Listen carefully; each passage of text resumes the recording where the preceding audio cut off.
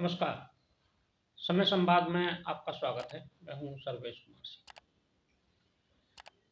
चुनाव में यूँ तो सभी पार्टियां वादे करती हैं और अपने घोषणा पत्र जारी करके जनता को लुभाने का प्रयास करती हैं। उनसे तरह तरह के प्रलोभन भी देती हैं कि सरकार में आने के बाद वो क्या क्या करेंगे। लेकिन इस चुनाव में एक नई टर्म आई है जिसे वादा भी कह सकते हैं, वो है गारंटी। ये गारंटी शब्द यूं तो कांग्रेस ने शुरू किया था कर्नाटक के चुनाव में 2023 में। वहां कांग्रेस ने पहली बार कुछ गारंटी दी थी। उस गारंटी शब्द को फिर आगे बढ़ाया प्रधानमंत्री नरेंद्र मोदी ने।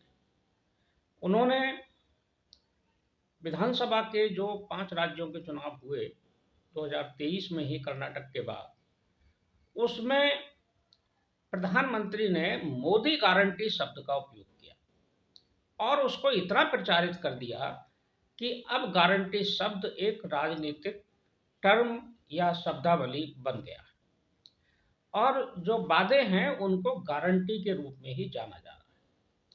नरेंद्र मोदी अपनी सभी सभाओं में गारंटी की बात करते हैं कि ये मोदी की गारंटी है। अब गारंटी शब्द आम चर्चा में है। कल का जो दिन था लोकसभा चुनाव का, उसमें प्रचार अभियान में 2 जगह कल फिर गारंटी का उपयोग हुआ, प्रयोग हुआ। 2 दलों ने गारंटी दी। एक गारंटी आम आदमी पार्टी ने दी कल और दूसरी गारंटी प्रधानमंत्री नरेंद्र मोदी ने दी। एक बार फिर उन्होंने पश्चिम बंगाल में गारंटी दी। गारंटी में नरेंद्र मोदी ने 5 गारंटियां दी हैं जो पश्चिम बंगाल के लिए, पूरे देश के लिए नहीं, वो केवल पश्चिम बंगाल के लिए। लेकिन कुछ गारंटी के बिंदु पूरे देश पर भी लागू होते हैं। और अरविंद केजरीवाल ने कल दिल्ली में प्रेस कॉन्फ्रेंस करके 10 गारंटी दी। दोनों की गारंटी एक साथ आई है, एक ही दिन आई है, जनता के सामने है। लेकिन खास बात यह है कि आम आदमी पार्टी ने जो गारंटी दी है वो कांग्रेस की गारंटियों से अलग है। हालांकि अरविंद केजरीवाल ने कहा यही है कि उनकी सरकार जब बनेगी इंडिया गठबंधन की, तो इंडिया गठबंधन जो गारंटी लागू करेगा वो 10 गारंटियां उन्होंने गिनाई। लेकिन कांग्रेस ने अपने घोषणा पत्र में जो गारंटी दी है, जो न्याय गारंटी दी है, उन गारंटियों से ये गारंटी बिल्कुल अलग है। इसके पहले अखिलेश यादव भी समाजवादी पार्टी की तरफ से कुछ गारंटी दे चुके हैं, उनकी गारंटी भी अलग है। यानी कि इंडिया गठबंधन भी एक मत नहीं है इन गारंटियों पर। और कल जो गारंटी दी अरविंद केजरीवाल ने, वो कांग्रेस की गारंटी से एकदम भिन्न है। कुछ मुद्दे समान हैं लेकिन अधिकांशता भिन्न है। जैसे अरविंद केजरीवाल ने एक बात का विशेष ध्यान रखा। देश में इस समय जो माहौल है वो एकदम से ध्रुवीकरण का माहौल है और वो ध्रुवीकरण दोनों दलों की तरफ से, इंडिया गठबंधन की तरफ से, कांग्रेस की तरफ से भी प्रयास हो रहा है। वो कांग्रेस ने भी शुरुआत की और भारतीय जनता पार्टी की तरफ से। लेकिन अरविंद केजरीवाल ने अपने आप को इस ध्रुवीकरण से अलग रखने की कोशिश की और जो कांग्रेस के घोषणा पत्र में गारंटी थी अल्पसंख्यकों के लिए, यानी मुस्लिमों के लिए, उनके विशेषाधिकार के लिए, उनकी भाषा के लिए, खान पान के लिए, उनके पर्सनल लॉ के लिए, उन सब से अरविंद केजरीवाल ने दूरी बना ली। अरविंद केजरीवाल की जो गारंटियां हैं वो केवल विकास पर आधारित है। अरविंद केजरीवाल की जो 10 गारंटी है वो गारंटी महत्वपूर्ण है और उन्होंने पूरी सजगता के साथ और चतुराई के साथ ये गारंटियां प्रस्तुत की हैं। ये गारंटियां क्या हैं, इनको एक बार देख लेते हैं। हालांकि गारंटियों का प्रचार प्रसार आज विभिन्न मीडिया चैनल्स पर और समाचार पत्रों में हुआ है। इसमें जो गारंटी है, पहली गारंटी है मुफ्त बिजली की गारंटी और 24 घंटे बिजली देने की गारंटी।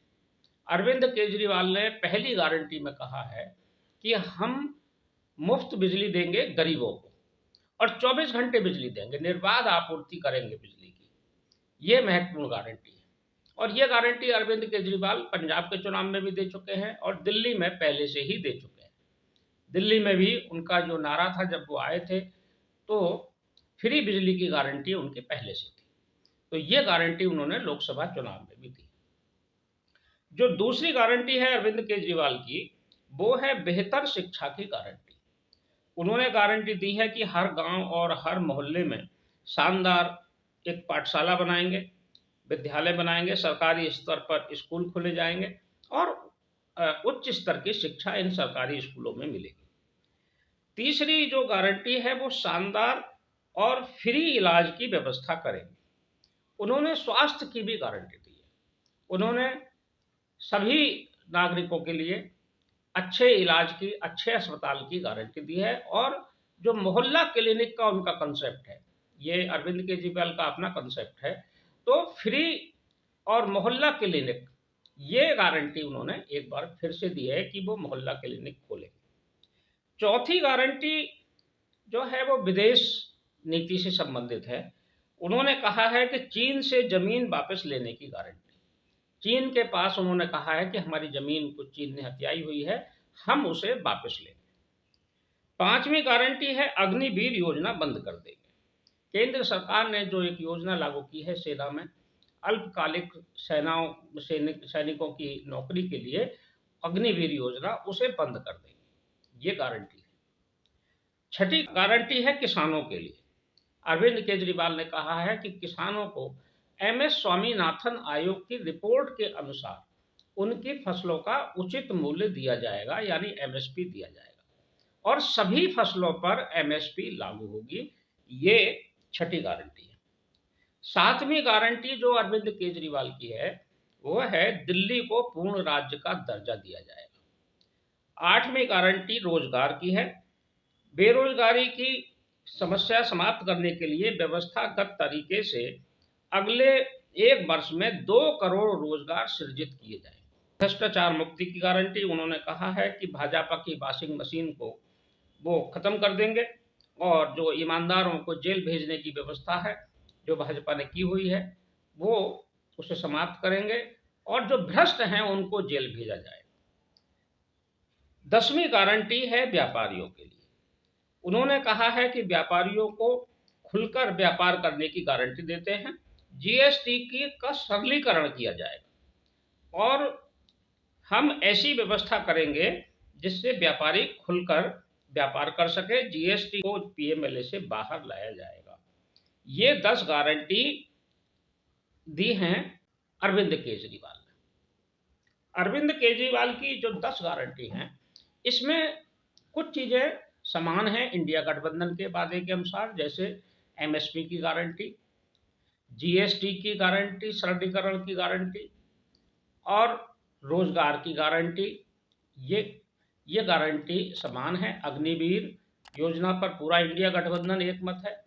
तो ये कुछ गारंटी समान है, लेकिन कुछ जो आम आदमी पार्टी की नीतिगत जो व्यवस्थाएं रही हैं और नीतिगत जो सोच रही है वो एक समान है, क्योंकि वो शुरू से जब से आए हैं तब से उन्होंने फ्री बिजली और फ्री चिकित्सा, मोहल्ला क्लिनिक, ये योजनाएं उन्होंने दिल्ली में लागू भी की हैं और इसकी घोषणा भी की थी और पंजाब में इसका उन्होंने प्रयोग भी किया और वहां सफल रहा। उसी प्रयोग को फिर से केंद्र में लागू करना चाहती है आम आदमी पार्टी। अब देखते हैं दूसरी तरफ जो गारंटी कल आई, वो गारंटी आई प्रधानमंत्री की तरफ से। कल प्रधानमंत्री पश्चिम बंगाल के और बिहार के दौरे पर थे।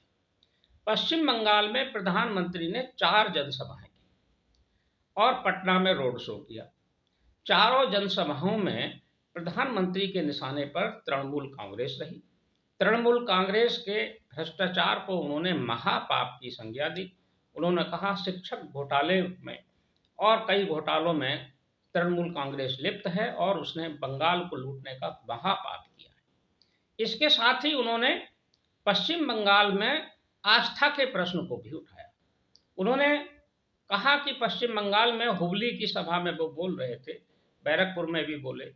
उन्होंने कहा कि पश्चिम बंगाल में हिंदुओं को दूसरे दर्जे का नागरिक बनाकर रखा गया है, दूसरे दर्जे का नागरिक बना दिया है, और धार्मिक आस्था को चोट पहुंचाई जा रही है।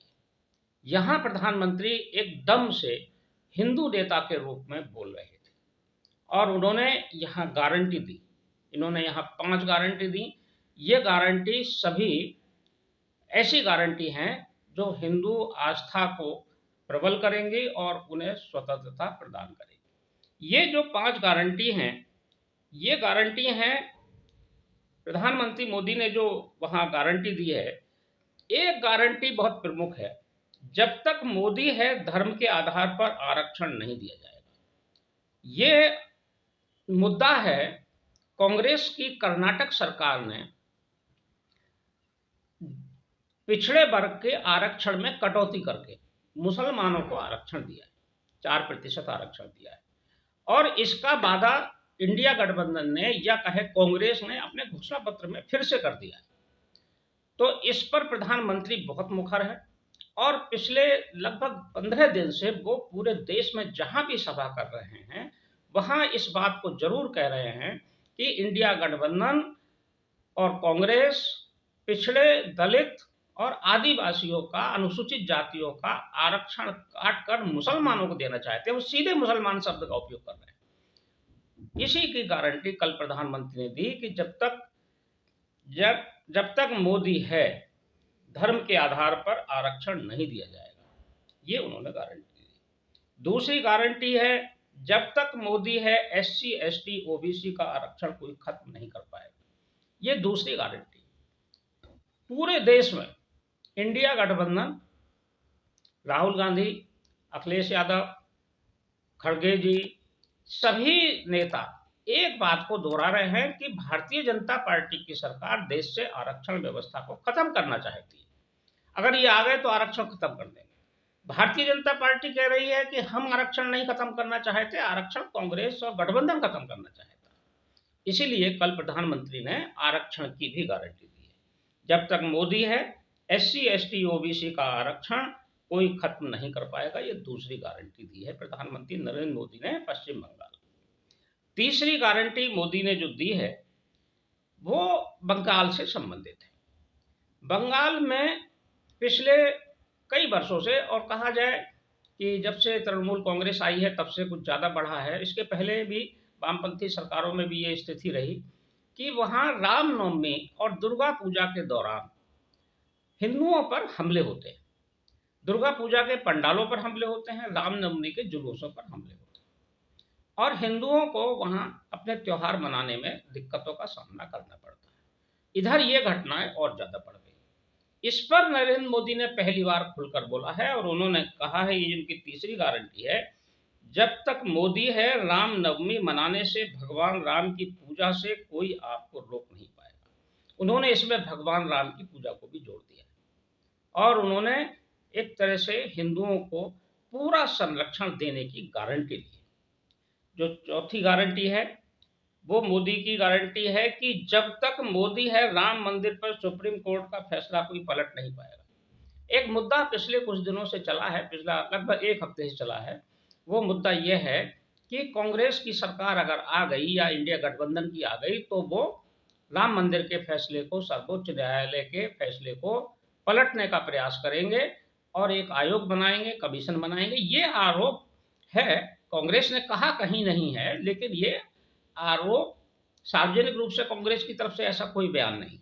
लेकिन ये बात कांग्रेस के ही एक पूर्व नेता आचार्य प्रमोद कृष्णम ने एक बयान में अभी कुछ दिन पहले कही थी कि राहुल गांधी ने, अब जब अयोध्या का फैसला आया सर्वोच्च न्यायालय का 2019 में, नवंबर 2019 में, उस समय उन्होंने अपने कुछ मित्रों के साथ, जो विदेशी मित्र भी थे और कुछ भारतीय भी थे, उनके साथ कहा कि ये फैसला हम बदल देंगे, जब हमारी सरकार आएगी तो हम एक पावरफुल एक कमीशन, जुडिशियल कमीशन बनाएंगे और उससे इसे बदल देंगे, जैसे साहबानों का फैसला बदल दिया गया। इस बात को प्रधानमंत्री मोदी ने मुद्दा बना लिया है, और उन्होंने गारंटी दी है कि जब तक मोदी है राम मंदिर पर सुप्रीम कोर्ट का फैसला कोई पलट नहीं पाएगा। उन्होंने एक और गारंटी दी है, पांचवी गारंटी है, जब तक मोदी है सीएए कानून का कोई रद्द नहीं कर पाएगा।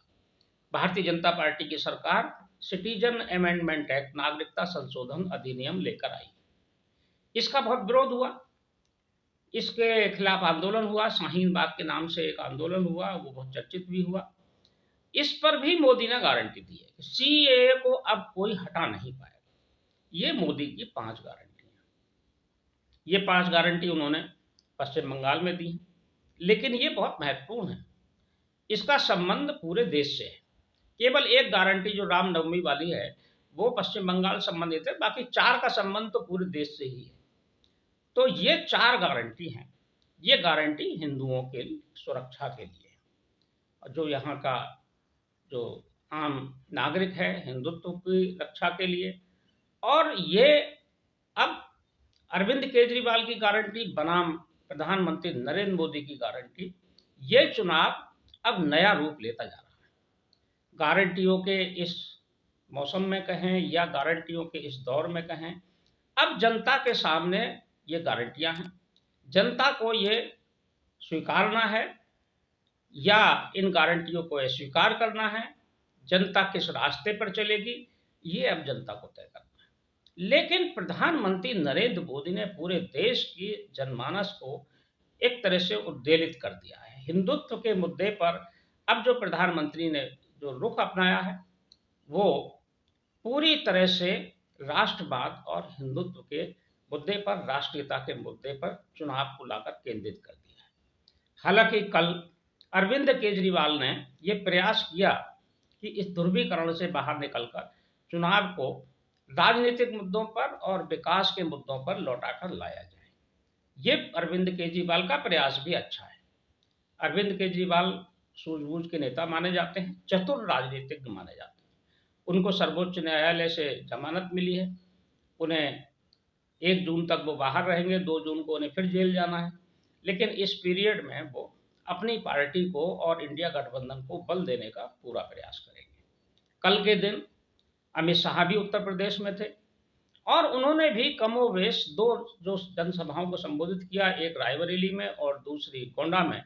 वहां उन्होंने उन्हीं बातों को दोहराया जो बातें प्रधानमंत्री नरेंद्र मोदी ने पश्चिम बंगाल में दोहराई, यानी कि राम मंदिर की गारंटी, आरक्षण की गारंटी, ये सब गारंटी शब्द तो उपयोग नहीं किया, लेकिन उन्होंने कहा कि भारतीय जनता पार्टी अब किसी भी रूप में राम मंदिर के फैसले को पलटने नहीं देगी।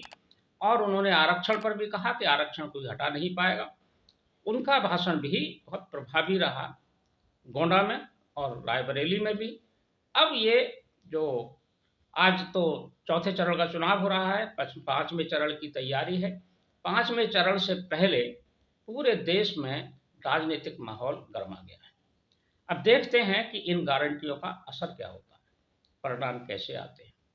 समय संवाद में आज बस इतना ही। कल फिर मिलेंगे किसी एक खास विषय के साथ। तब तक के लिए मैं सर्वेश कुमार सिंह आपसे विदा लेता हूँ। नमस्कार।